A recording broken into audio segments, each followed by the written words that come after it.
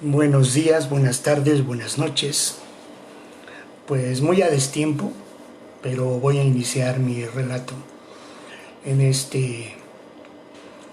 en estas lecturas de cuarentena.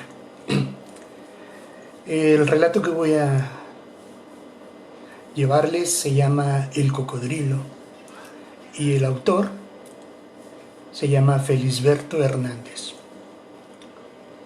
En una noche de otoño hacía calor húmedo y yo fui a una ciudad que me era casi desconocida.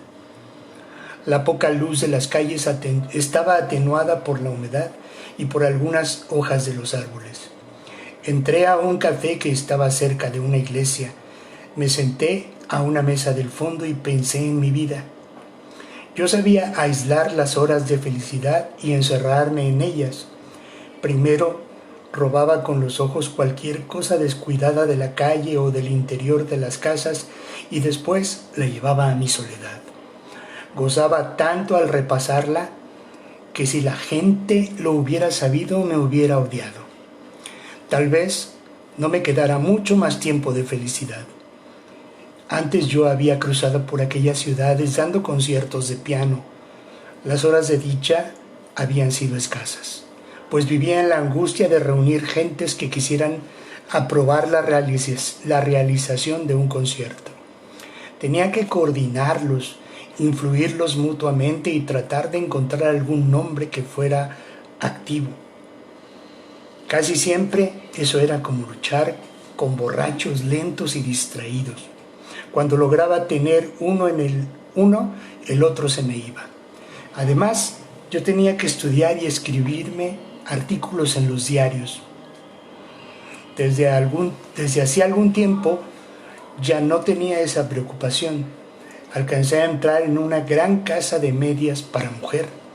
Había pensado que las medias eran más necesarias que los conciertos y que sería más fácil colocarlas. Un amigo mío le dijo al gerente que yo tenía muchas relaciones femeninas porque era concertista de piano y había recorrido muchas ciudades. Entonces, podría aprovechar la influencia de los conciertos para colocar medias. El gerente había torcido el gesto, pero aceptó. No solo por la influencia de mi amigo, sino porque yo había sacado el segundo premio en las leyendas de propaganda para esas medias. Su marca era Ilusión, y mi frase había sido: ¿quién no acaricia hoy una media ilusión? Pero vender medias también me resultaba muy difícil, y esperaba que de un momento a otro me llamara de la casa central y me suprimieran el viático. Al principio yo había hecho un gran esfuerzo. La venta de medias no tenía nada que ver con mis conciertos y yo tenía que entendérmelas nada más que con los comerciantes. Cuando encontraba antiguos conocidos, les decía que la representación de una gran casa comercial me permitía viajar con independencia y no obligar a mis amigos a patrocinar conciertos cuando no eran oportunos. Jamás habían sido oportunos mis conciertos. En esta misma ciudad me habían puesto pretextos poco comunes. El presidente del club estaba de mal humor porque yo había hecho levantar de la mesa de juego y me dijo que habiendo muerto una persona que tenía por muchos parientes, media ciudad estaba enlutada. Ahora yo les decía, estaré unos días para ver si surge naturalmente el deseo de un concierto, pero le producía mala impresión el hecho de que un concertista vendiera medias. Y en cuanto a colocar medias, todas las mañanas yo me animaba y todas las noches me desanimaba. Era como vestirse y desnudarse. Me costaba renovar cada instante cierta fuerza grosera necesaria para insistir ante comerciantes siempre apurados. Pero ahora me había resignado a esperar que me echaran y trataba de disfrutar mientras me duraba el viático.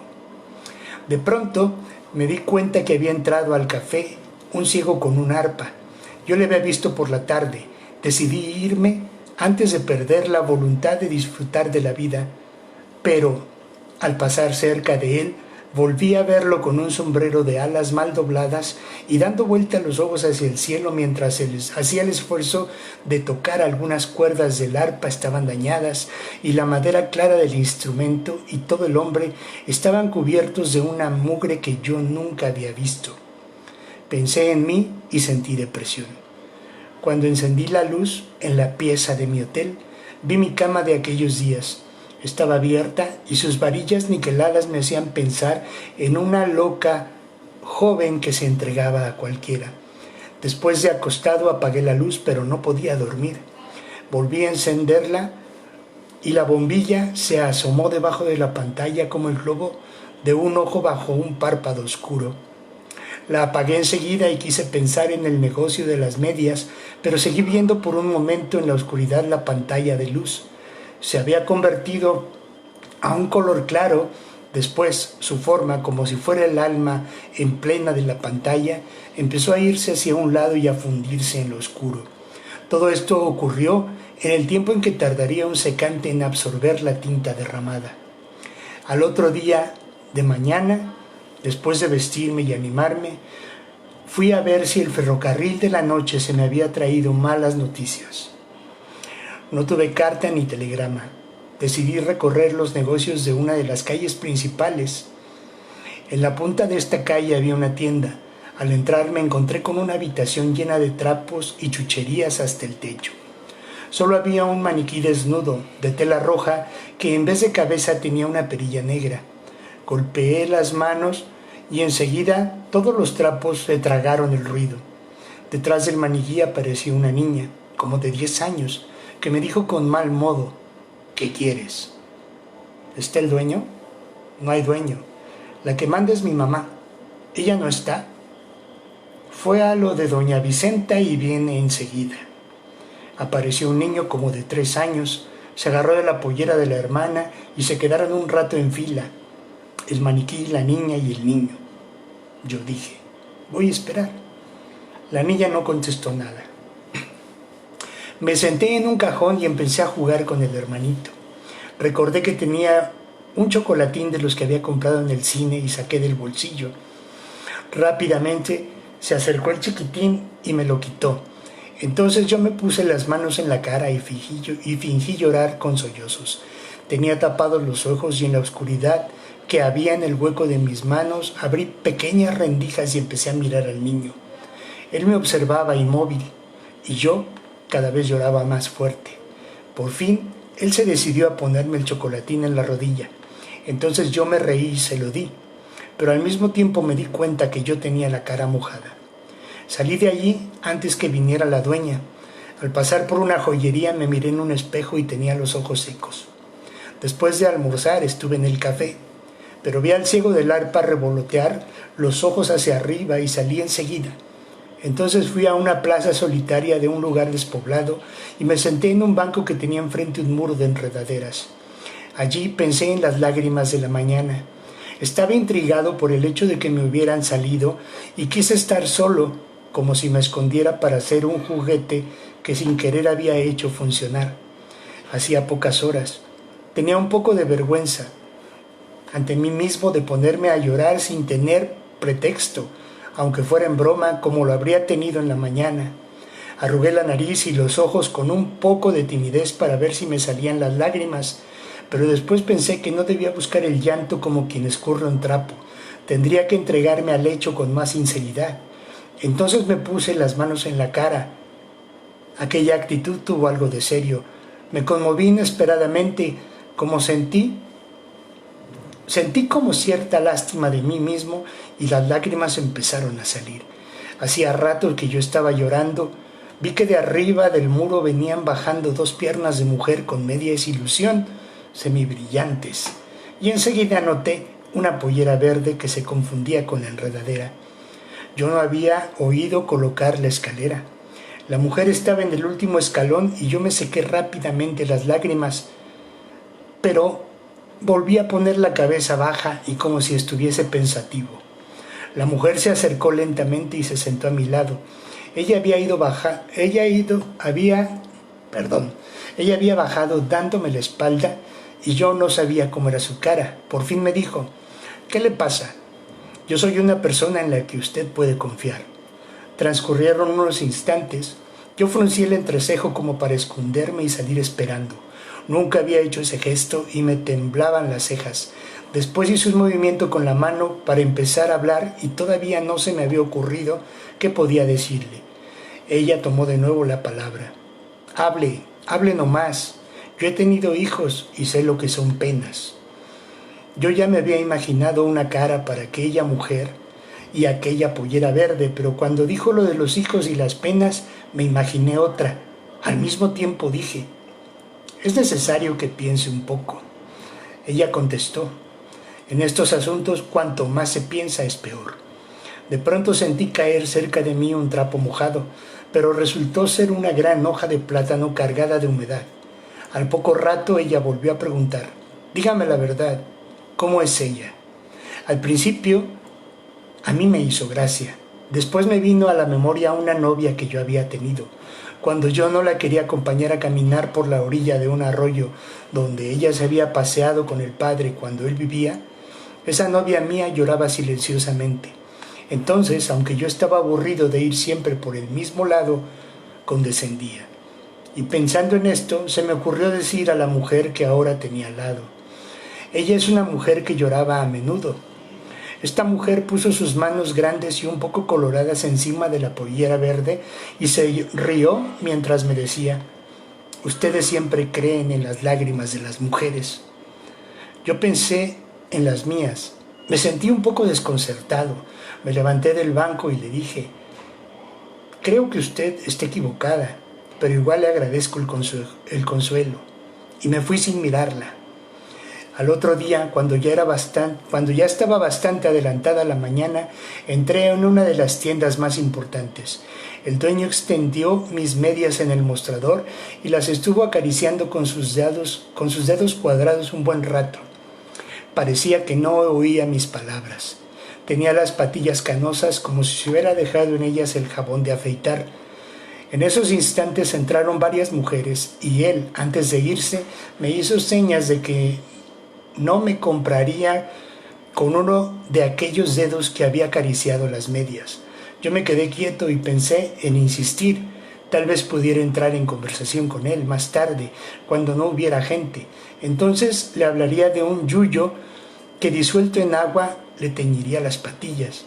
La gente no se iba y yo tenía una impaciencia desacostumbrada. Hubiera querido salir de aquella tienda, de aquella ciudad y de aquella vida. Pensé en mi país y muchas cosas más. Y de pronto, cuando ya me estaba tranquilizando, tuve una idea.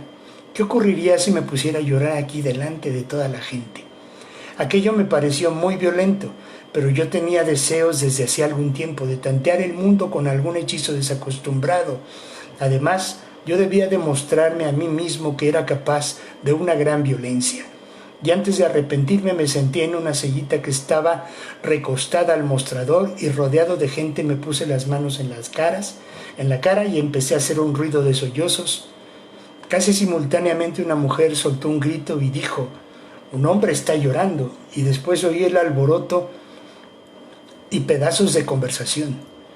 Nena, no te acerques, puede haber recibido alguna mala noticia. Recién llegó el tren y la correspondencia no ha tenido tiempo. Puede haber recibido la noticia por telegrama. Por entre los dedos vi una gorda que decía, hay que ver cómo está el mundo. Si a mí no me vinieran mis hijos, yo también lloraría.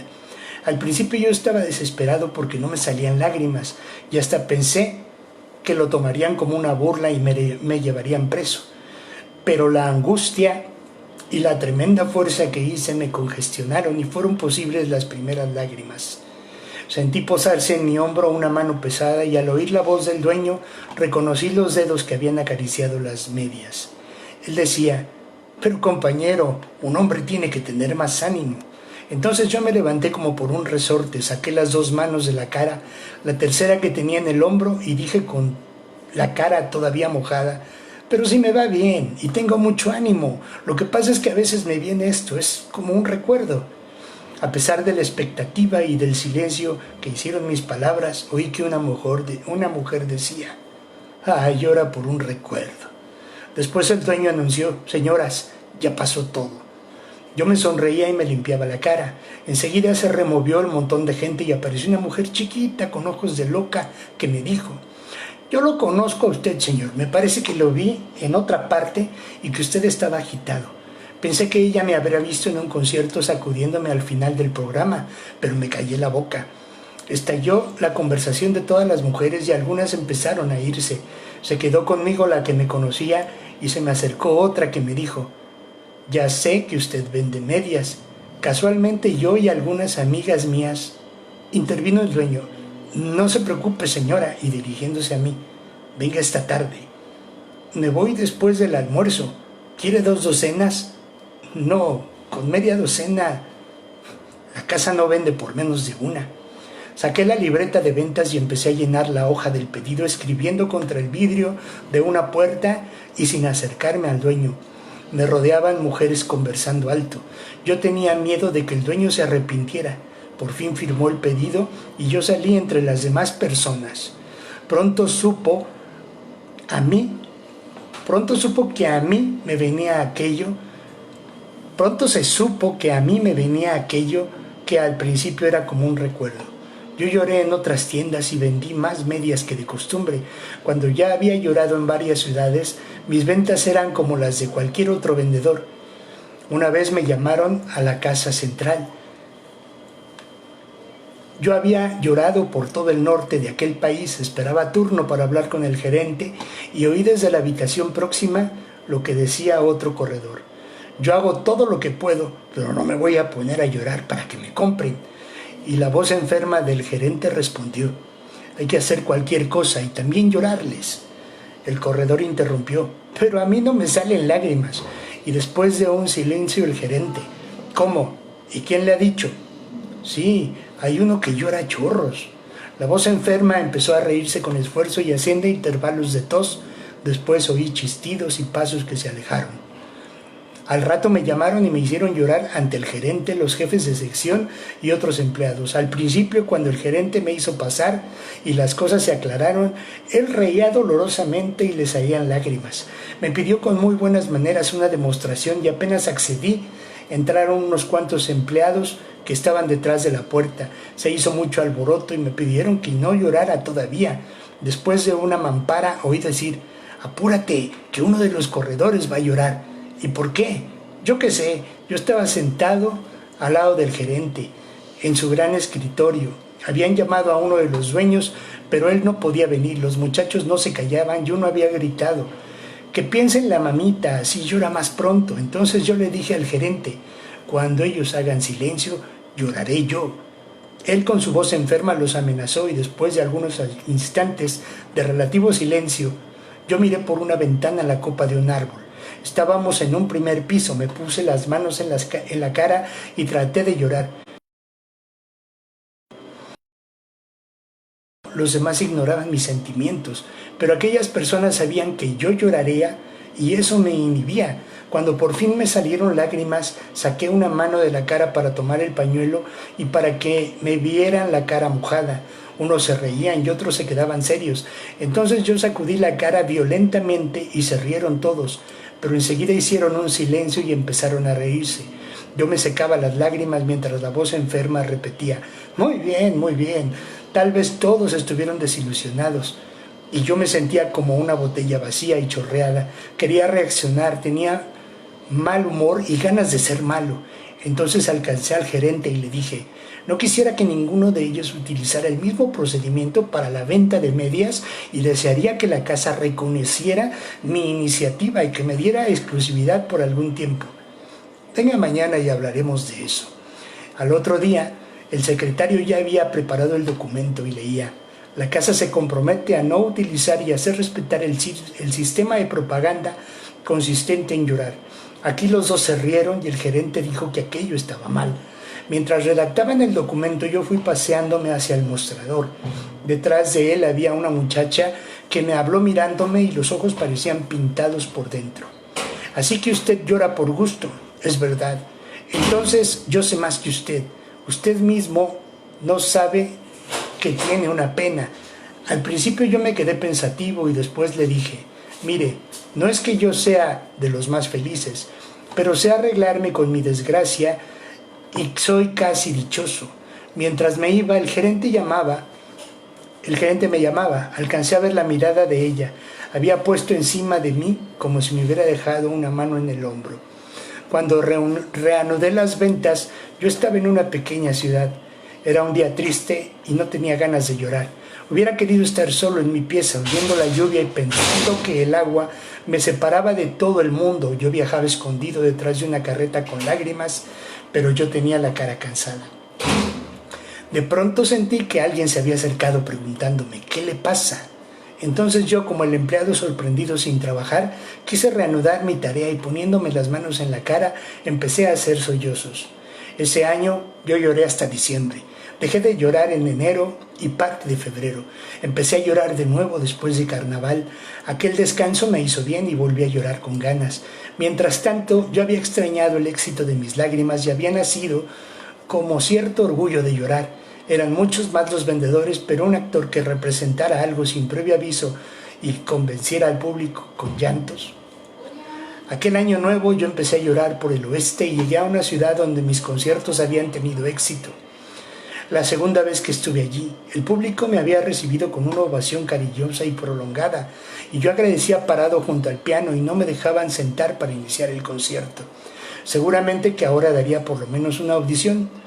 Yo lloré allí por primera vez en el hotel más lujoso. Fue a la hora del almuerzo y en un día radiante. Yo había comido y tomado café, cuando de codos en la mesa me cubrí la cara con las manos. A los pocos instantes se acercaron algunos amigos que yo había saludado. Los dejé parados algún tiempo y mientras tanto, una pobre vieja, no sé de dónde había salido, se sentó en mi mesa y yo la miraba por entre los dedos ya mojados. Ella bajaba la cabeza y no decía nada, pero tenía una cara tan triste que daban ganas de ponerse a llorar.